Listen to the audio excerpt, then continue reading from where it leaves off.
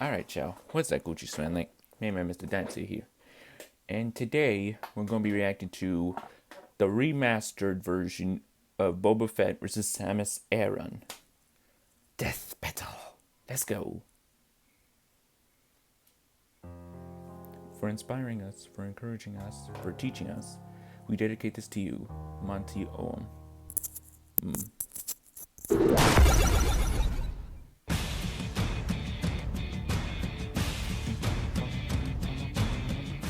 Bounty hunting, one of the most respected and fun jobs in the world. I don't know about respected, but certainly a daring profession only for the strong and bold.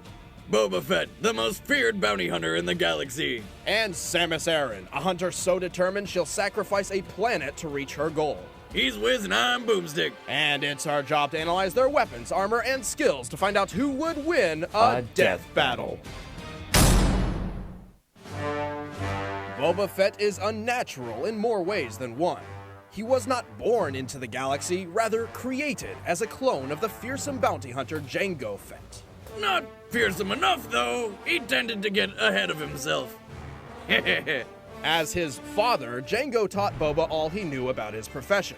And despite being orphaned at age 10, Boba continued to live the hunter's life, eventually donning his father's armor and claiming his rightful place as the greatest bounty hunter in the galaxy. Complete with the most badass spacesuit ever, his Mandalorian armor. It's got a micro-energy field that disperses impacts and is made up of Mandalorian iron. Okay, at this point I think it's safe to assume every universe has some metal stronger than titanium. Though to this one's credit, it's actually a lot heavier, sacrificing mobility for durability. In fact, it's so durable, it resists lightsabers. You know, the swords that can cut through anything. His gauntlets house a flamethrower, fibercord whip, and numerous concussion and stun missiles. But his weapon of choice is his EE-3 carbine rifle, which Fett often cradles like a child. There, EE. Daddy's here. Killing time soon. That's creepy. However, my favorite thing in Boba's bag is his badass jetpack, which he uses for short-range travel and to gain a mobility advantage over his foes. While it can only hold enough fuel for a single minute's worth of flight, its velocity reaches up to 90 miles per hour. The jetpack also has a single anti-vehicle homing missile, because when you've got space for a missile, why not? In short, Boba Fett is a human Swiss Army knife. He's killed hundreds of criminals, politicians, and Jedi, and battled Mace Windu to a draw when he was only 12 years old. An accomplishment so manly, it instantly kickstarted his puberty. But for all his skill, Fett has one great, inescapable weakness: the Sarlacc pit. This flaw is so unavoidable, he was knocked into the pit by a blind and physically drained Han Solo while wearing a jetpack. And since Disney bought Star Wars and nixed the expanded universe, this is where Boba Fett's story officially ends. Damn. But that's stupid, so here's what happened in the expanded universe.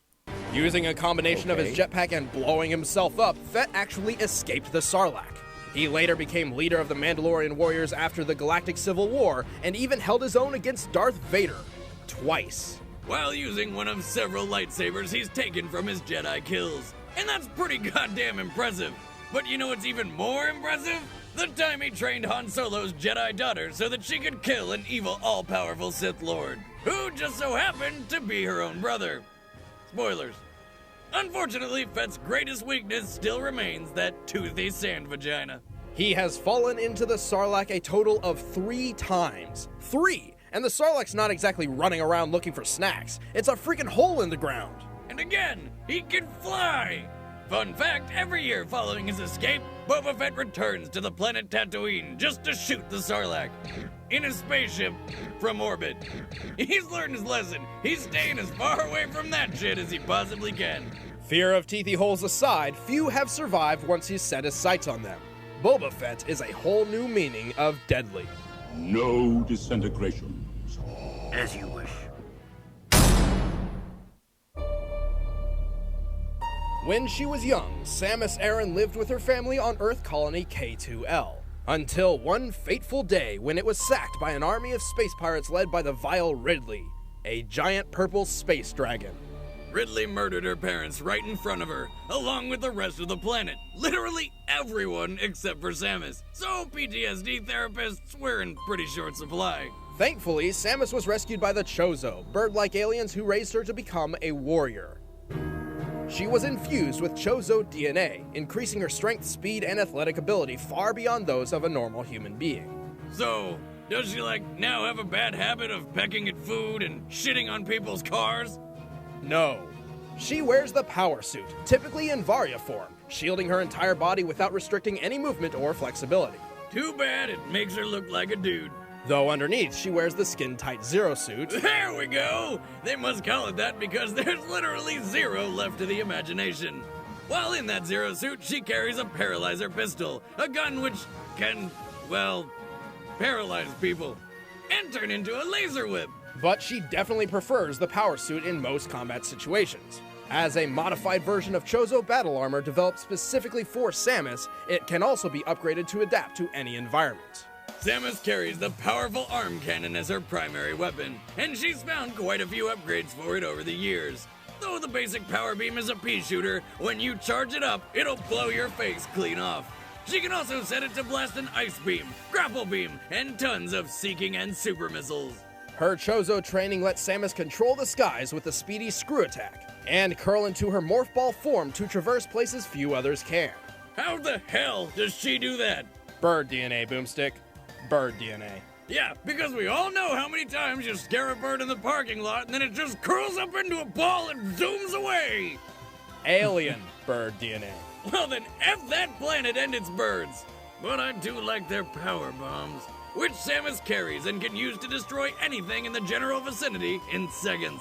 Samus is known as the bounty hunter capable of taking on impossible missions, fighting massive beasts, and even wiping out an entire species. All but one. Talk about having the rarest pet in the universe. And it makes a cute hat. However, she often makes mistakes. Somehow, she always seems to lose all her power-ups and upgrades at the beginning of every mission. How has she not gotten a purse yet? Well, even when she does have all her arsenal at her disposal, it doesn't guarantee its use. For example, she once entered a volcano and did not activate her thermal systems until halfway through the mission, all because she was waiting for permission. Oh, can we please not talk about that game? But don't worry, Samus has proven time and time again to be one of the deadliest hunters in the galaxy. Outlaws everywhere fear the name of Samus Aran. Time to go.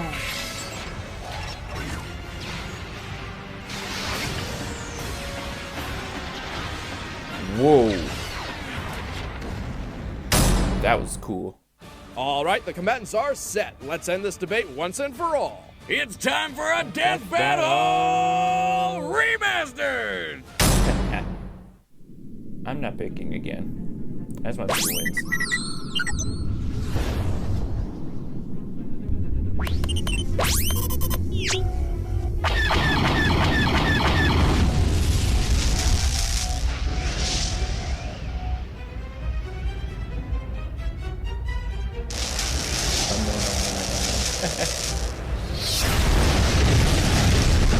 Woo!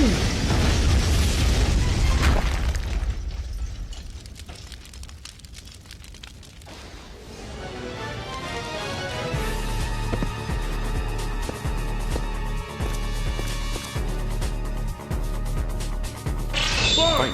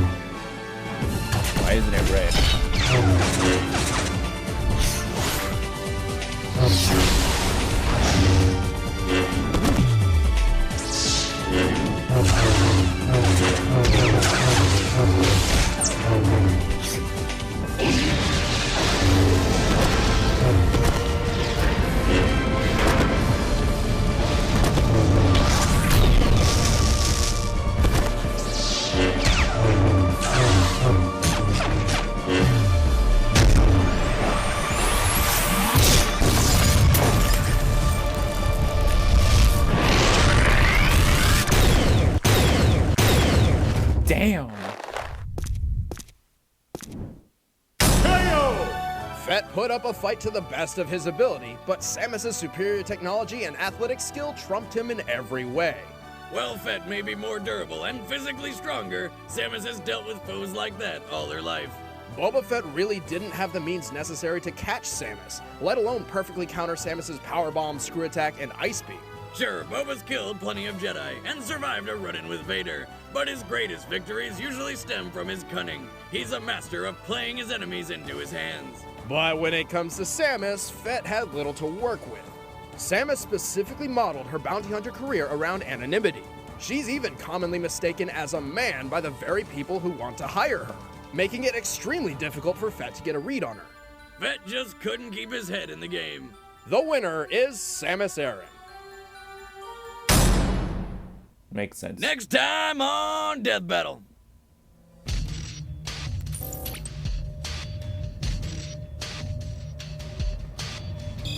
Chuck Norris.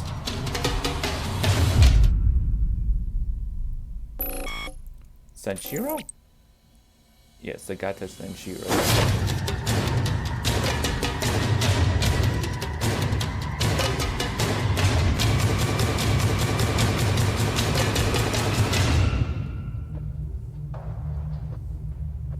Chuck Norris versus Agata Sanshiro.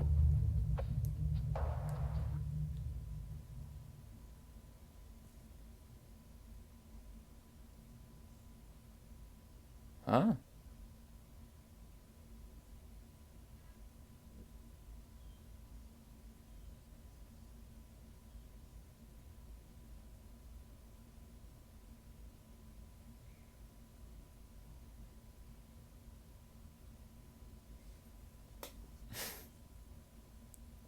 Oh my lord.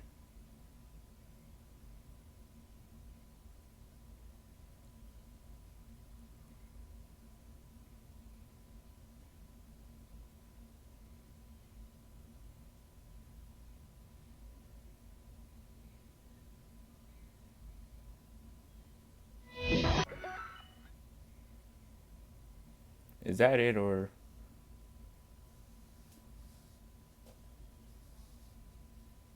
is there some sort of secret ending to this? I'm just gonna wait.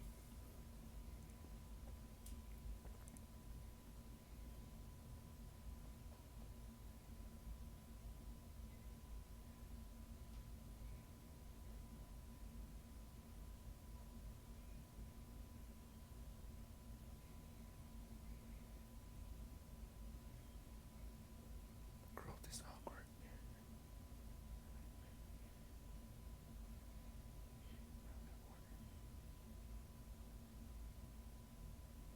Oh, he died back in 2015. Oh, okay. I guess that's going to do it, ladies and gentlemen. This was a great remastered one. I liked it. It was very interesting. How long? That guy was 1981 to 2015, so he was 34 when he died. Jeez, that's young.